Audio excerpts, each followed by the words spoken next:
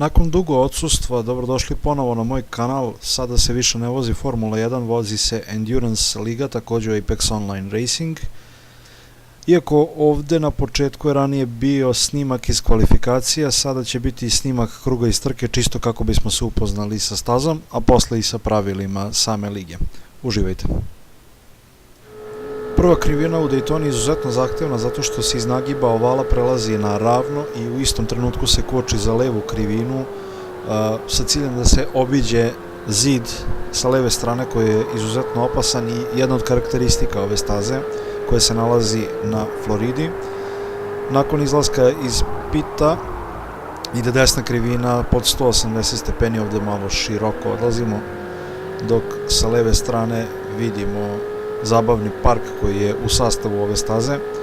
Pod punim gasom se ulazi u levu krivinu, ide se skroz do ivičnjaka, zatim sledi desna krivina pod 180 stepeni kod koje se ne ulazi skroz s polja nego negde iznutra više. Završava se sektor 1 i u početku sektora 2 čeka leva krivina koja je zahtevna i treba iskoristiti cijelu stazu kako bi se što brže izašlo na ovalni deo. Također treba paziti i na sam nagib zato što ne valja otići previsoko. Stoga najbrže je ići sa skroz donje strane što ovdje i vidimo. Nakon ovalne krivine ide ravni deo i dolazi se do čuvene bus stop šikane koja je izuzetno zahtevna, koči se u treću brzinu. Treba je što brže proći, ali opet treba imati na umu i stabilnost samog bolida. Izlazimo ponovo na pravac i vraćamo se u oval kako bismo završili krug na ovoj stazi koja je poznata po 24-časovnoj trci koju ujedno danas i simuliramo, samo što je trka naša 10 puta ubrzana pa će biti 2,4 sata. Sa leve strane vidimo ulazak u bokseve i dolazimo do same ciljne ravnine. Za razliku od Formule 1, ovdje je u praksi leteći start. Vozilo usporavaju do 80 km/h, formiraju se dve paralelne kolone obe klase. Ispred ćete uskoro vidjeti start LMP klase, a nakon čega startuje GTE klasa. Za razliku od drugih serija, ovdje se trka ne rešava u prve dve krivine, tako da treba biti oprezan jer sve će se rešiti u 2 sata. I evo počinje start trke. Ovdje borba između Forda, Corvette i mene u Ferrariju 488. Ulazimo lagano u prvu krivinu, Ford ide preširoko, ovdje je bilo prostora za njega, ali ja ulazim, mali kontakt, zbog čega je Ford malo izletao sa staze, izgubio je, čini mi se, čak 3 pozicije, ali to je sve lako nadoknadivo u ovakvim uslovima.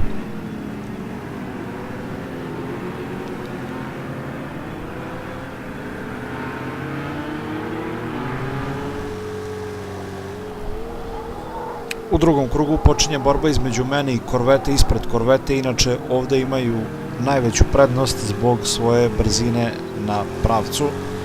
Stoga potrebno je iskoristiti Ferrarijev adut, a to je mehaničko prijanjanje i aerodinamika, što je posebno zahvalno u prvom sektoru. Međutim, Corvette opet na pravcu, na davanju gasa već ima jasnu prednost, iako sam ja u zavetrini, jako je teško približiti se. Ovdje nešto drugačija linija. Dok ulazimo u sektor 2 i izlazimo na prvi oval, sad bi moglo u zavetrini ipak nešto da se desi. Obilazimo Ford sa desne strane, mislim da je u pitanju hrvatski vozač Speedy Go.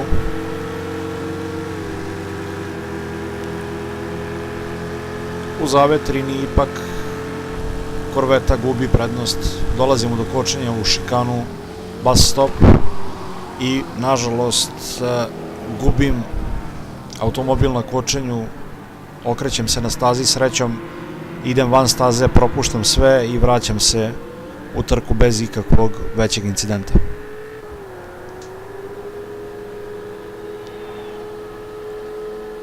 Noć lagano pada nad Daytonom, ovdje sa leve strane vidimo, čini mi se, Ford je u pitanju, dok nas obilazi Audi već za ceo krug, možda čak i drugi. Kočenje jako nezgodno u prvu krivinu, greška ovde velika, srećom bez posledica dok prolazi i Porsche sa leve strane. Sad dovijamo Ford GT koji vozi britanski vozač Royal T.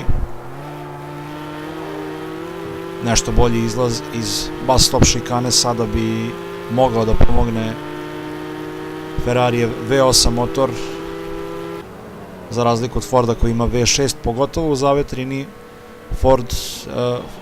Ferrari može biti izuzetno brz, iako je bio najsporiji u čistom vazduhu. Evo ovde vidimo prolaz dok prelazimo startno ciljnu liniju i ulazimo u prvu krivinu.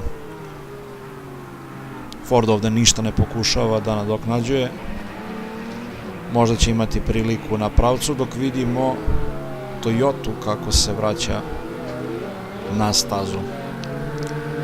Ulaskom u sektor 2 nastavlja se borba sa Fordom od malo pre, ali na kočenju sam ipak bolji, brže ulazim u krivinu i samim tim pravim jasnu prednost.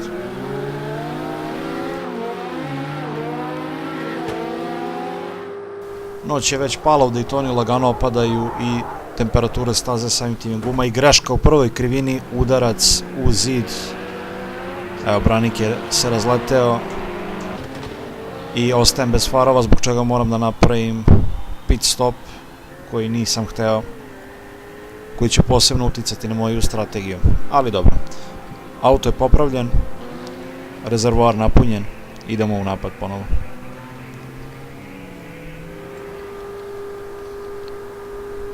Kao što sam već naveo, jako je nezgodno kočiti u krivinu broj 1, jer prejako stiskanje kočnice može dovesti do blokiranja točkova i samim tim spinovanja cijelog auta, a preslabo kočenje neće zaustaviti auto na vreme. Ovde nezgoda prilikom obilaženja LMP kategorije za ceo krug, njih dvojica u borbi, žele što pre da prođu ispred mene, ali ne računaju na to da je GTE klasu malo teže voziti.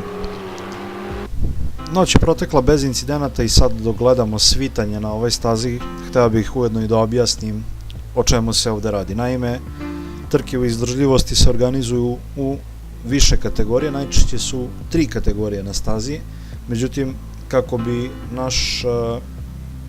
naša liga bila ravnopravnija, podeljeni su vozači u 2 lige. Prva liga su takozvani Le Mans prototipi, odnosno LMP klasa, koji su znatno brža vozila, imaju hibridni pogon i noću se jako lako vide po belim svetlima. Nasuprot njima je GT klasa, koju su u stvari automobili koji su u redovnoj proizvodnji, naravno dodatno modifikovani za trke, oni se karakterišu po žutim svetlima. Takođe, osim toga, vozači su podeljeni na pro i amater klasu. Ja sam u amaterskoj klasi i samim tim lakše je svima da dođu do nekih poena, jer samo ukupno jedna klasa dovodi do toga da su velike razlike među samim vozačima.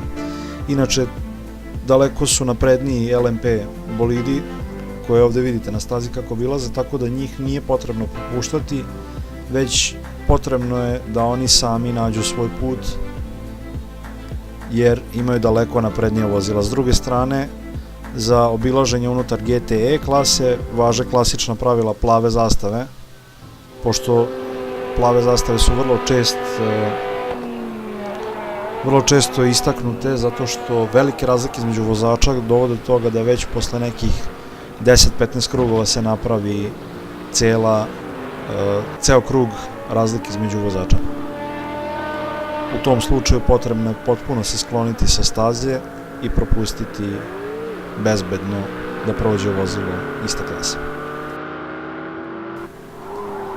Najveći problem kod trka u izdržljivosti je upravo i njihovo trajanje, tako da u ovom slučaju preko 2 sata smo već za volanima nakon dugog radnog dana, tako da koncentracija opada, strategiju je teško namestiti u takvim slučajevima i bukvalno svako ko se priključi ligi ima problema sa koncentracijom u tim završnim krugovima.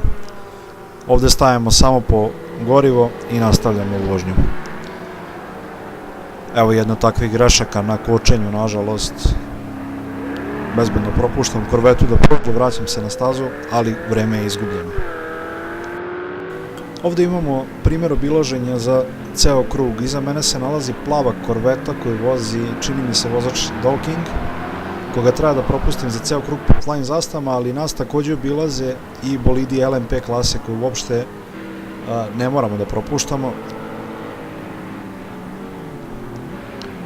Međutim, plava Korveta greši na kočenju, odlazi široko, a odlazim ja široko, mali kontakt i sad ne znam da li da ga pustim sada ili da sačekam pravac dok nas obilazi Porsche za ceo krug, to jest za više krugova sigurno.